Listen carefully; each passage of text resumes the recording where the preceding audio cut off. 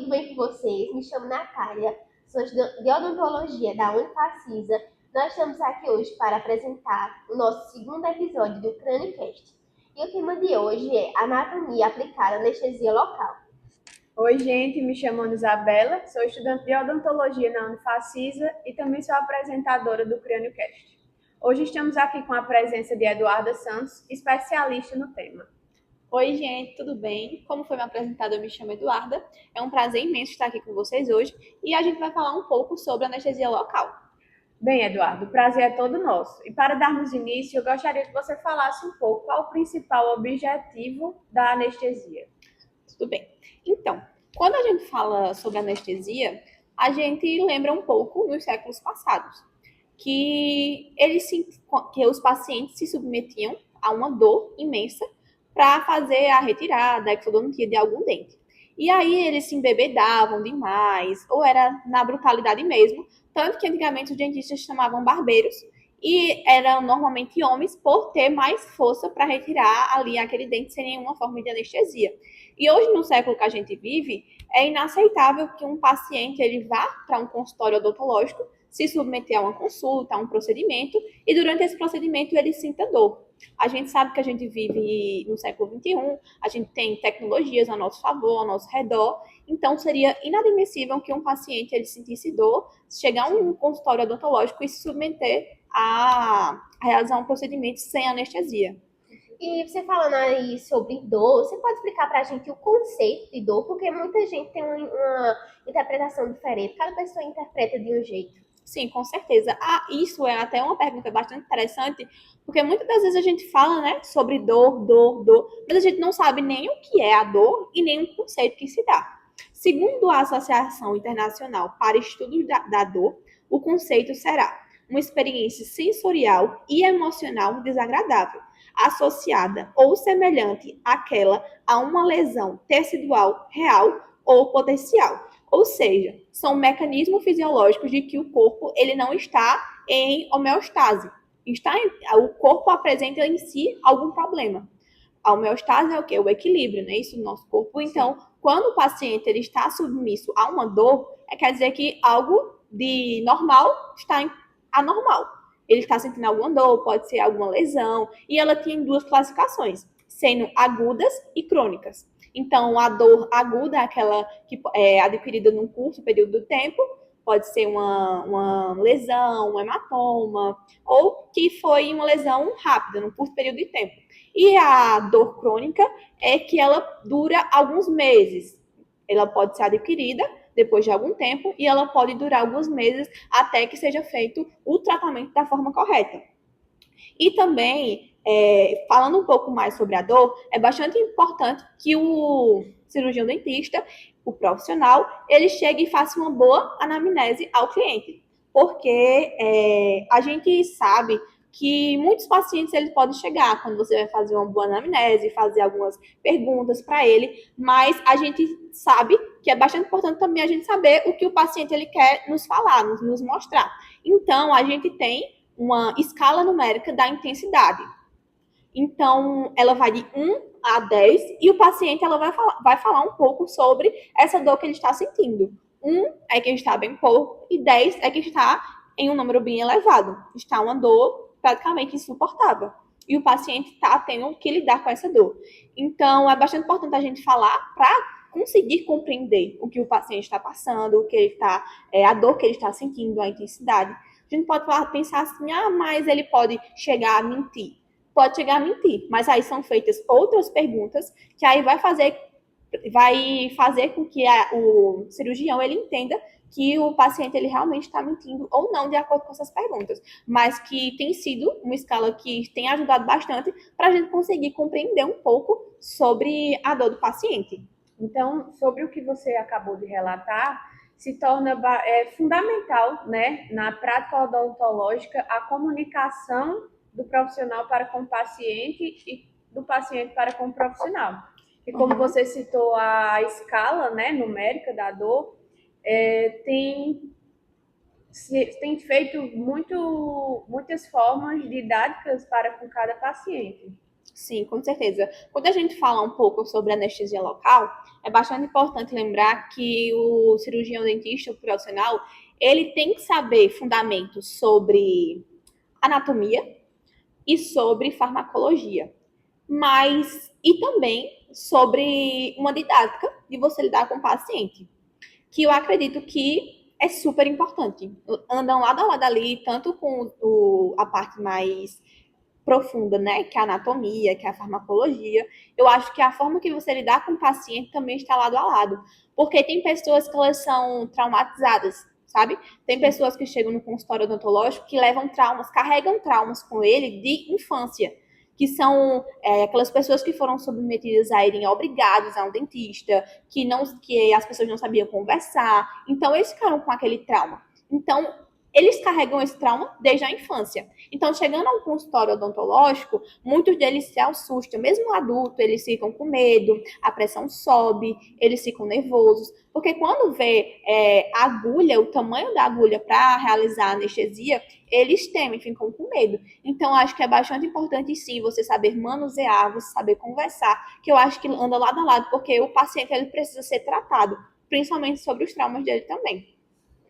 E você falou sobre que o cirurgião deve ter um bom conhecimento sobre a anatomia e essa questão dos medos também. Muitas vezes o paciente ele tem medo do dentista, até porque de alguma vez ele foi ao dentista e não deram uma quantidade boa de anestesia. Então, realmente, o que você falou sobre ter o conhecimento da farmacologia é muito importante e também da própria anatomia, né? E aí, nessa questão da anatomia, existe algum nervo mais importante? Algum nervo que deve tomar mais cuidado ou que se destaque? Sim, com certeza. Eu vou falar um pouco sobre alguns acidentes ósseos, tá? Da maxila, que são importantes. Por quê? Para facilitar a vida do nosso estudo, vai ter alguns forames, que são acidentes ósseos, que vai ter o mesmo nome dos nervos. Outros vão ter alguns nomes diferentes, tá? Mas aí eu queria falar um pouco sobre os mais importantes, que são o canal e forame infraorbital. Esse infraorbital fica um pouco abaixo do olho. Os canais e foraminas alveolares, que fica ao redor, em cada espaçamento dos dentes, que são os forames alveolares. O canal e forame incisivo, que fica bem no meio aqui, bem no início do palato duro. Canal e forame palatino maior, que fica na parte mais posterior do palato. Esses são alguns forames e canais que são bastante importantes para que consiga realizar uma boa anestesia. E também tem os forames e canais, que também são importantes, da mandíbula. A gente não pode esquecer e passar despercebido, que seriam o canal e forame mandibular, que fica na parte posterior da mandíbula, o canal e forame mentual, que fica na lateral aqui do nosso queixo, a linha oblíqua, que fica aqui, ó, no nosso ramo da nossa mandíbula, e a linha milho-eode, que fica também no ramo da mandíbula. Então, elas são bastante importantes para que a gente consiga fazer uma boa anestesia. Então, é bastante importante, sim, a gente ter o conhecimento da anatomia, porque a falta desse conhecimento pode levar, como você falou, a traumas, entendeu? Pode levar a traumas, porque se você realizar a anestesia num local errado, aí vai ter que aplicar novamente de novo, vai ter que refazer a anestesia várias vezes. Então, querendo ou não, vai causar alguns traumas. E como você falou, você perguntou uns nervos importantes, a gente sabe que nós temos um nervo bastante importante, que é o quinto nervo dos nossos pares cranianos, que é o nervo do trigêmeo. E a gente vai falar um pouco dele mais à frente, só que aqui tem alguns nervos que são também importantes. No palato, são 3. O nasopalatino, o palatino maior e o palatino menor. O nasopalatino, ele fica um pouco mais à frente, próximo ao forame incisivo. O palatino maior, ele fica no meio do palato. E o palatino menor, ele fica na parte mais posterior. Esses aí são os nervos importantes da da maxila. E também tem outros nervos importantes também da nossa mandíbula, que são os nervos mentuais, os nervos linguais e o bucal. E aí, como eu falei também para você, o principal que a gente tem que ter mais conhecimento ainda sobre ele é o nervo trigêmeo, que ele é o quinto par dos 12 pares de nervos cranianos que a gente possui. Que esse nervo trigêmeo, ele tem 3 ramificações. Ele tem um glândio, o glândio trigemial, e aí ele vai fazer 3 ramificações. Vai fazer para o nervo oftálmico, que vai pegar aqui a parte mais de cima do olho, o nervo maxilar, que vai pegar a maxila, e o mandibular, que vai pegar a mandíbula. E aí eles são divididos nessas três ramificações. E aí a gente costuma falar que é V1, V2 e V3, que são essas ramificações que é o nervo trigêmeo. E é bastante importante a gente saber o conhecimento sobre esse nervo, porque ele ineva praticamente tudo que a gente vai aplicar na anestesia. O nosso cirurgião dentista ele tem que ter conhecimento fundamental sobre o nervo trigêmeo, porque se a gente for realizar alguma anestesia na maxila, vai ter a presença do nervo maxilar. Se for na mandíbula, teremos a presença do nervo mandibular. E também, se a gente for realizar algum tipo de anestesia extraoral, a gente vai ter que também ter o conhecimento sobre o nervo oftálmico. Então, sim, é bastante importante e indispensável a gente ter um conhecimento dos nervos e principalmente o trigêmeo, que é um dos nervos mais importantes.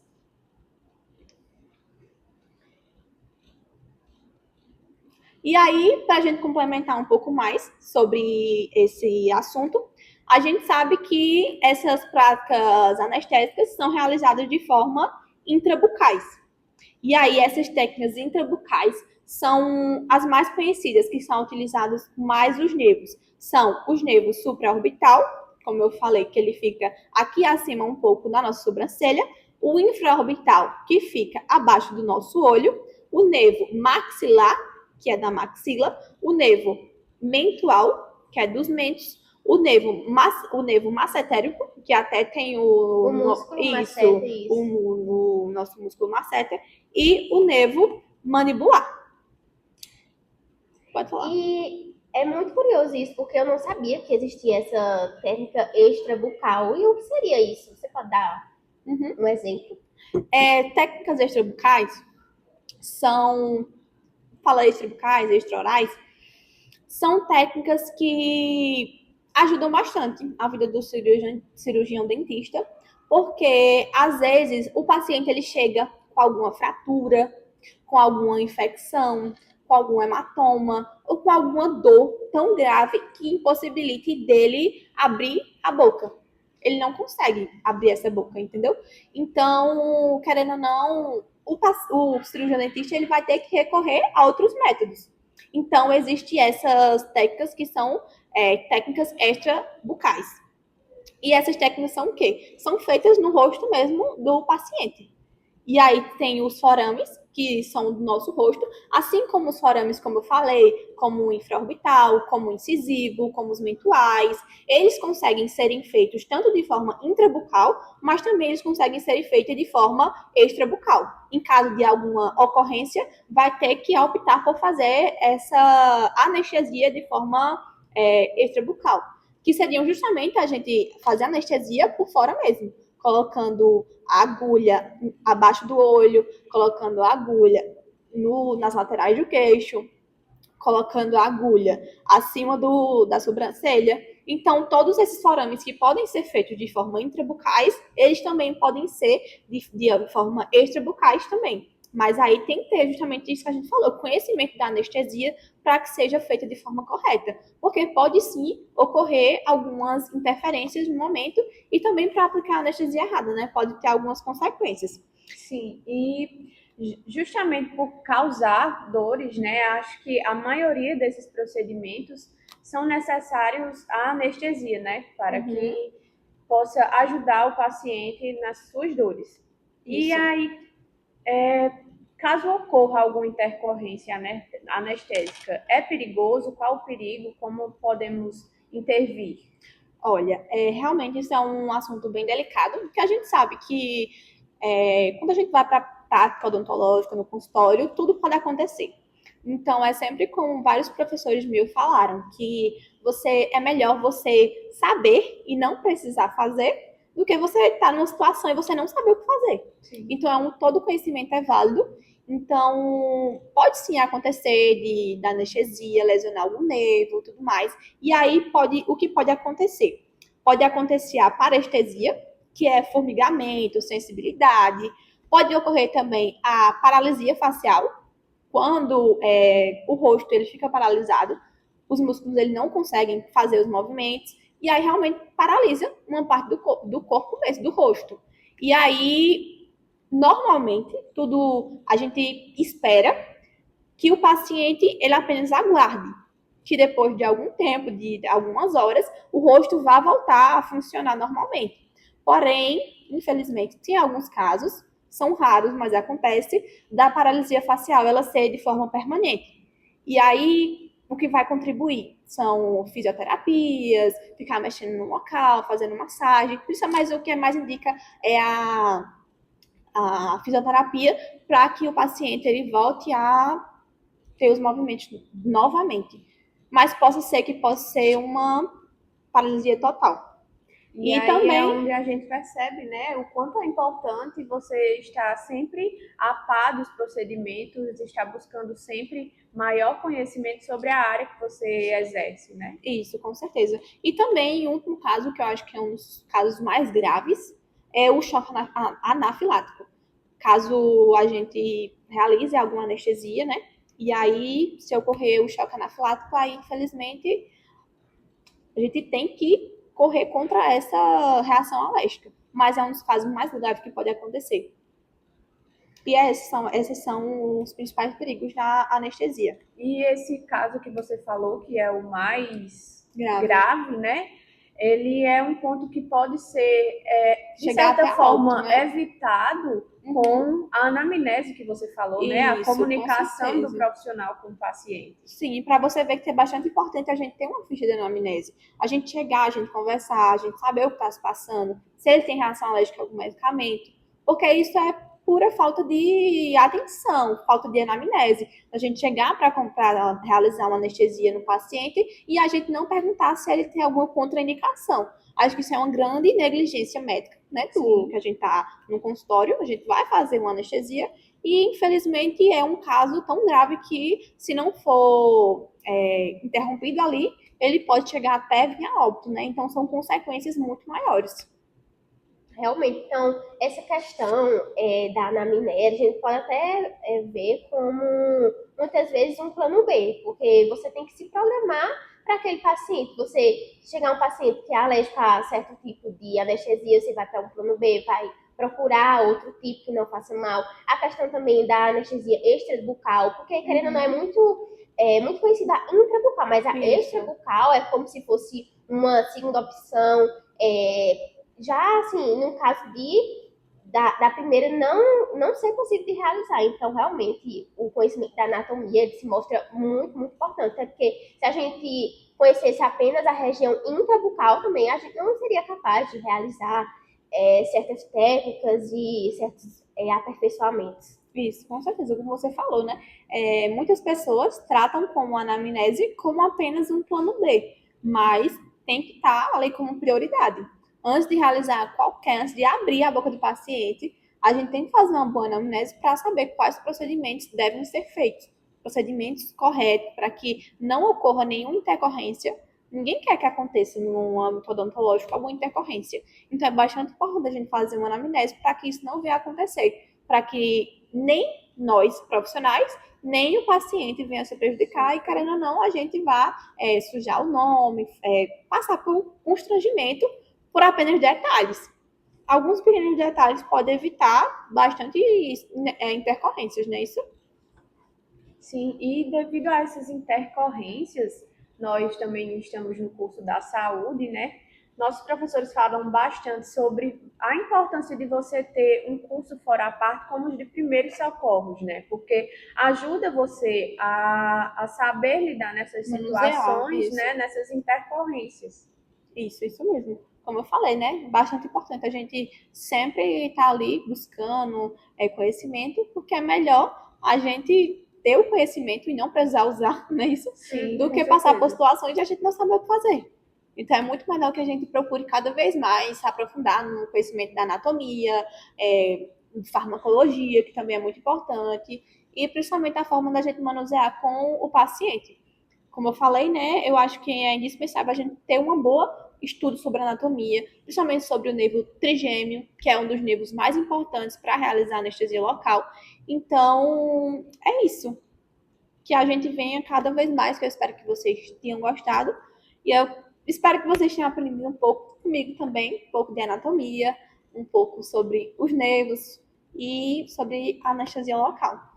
Esse podcast foi um podcast muito rico em aprendizado, acho que todo mundo concorda com isso. Sim. A gente pode ver a importância da anestesia, os principais nervos, muita coisa realmente Anamnese, importante, né? a importância da anamnese, do plano B. Então é isso, nosso episódio fica por aqui. Nós aguardamos vocês no terceiro episódio do TrenoCast. Tchau! Tchau.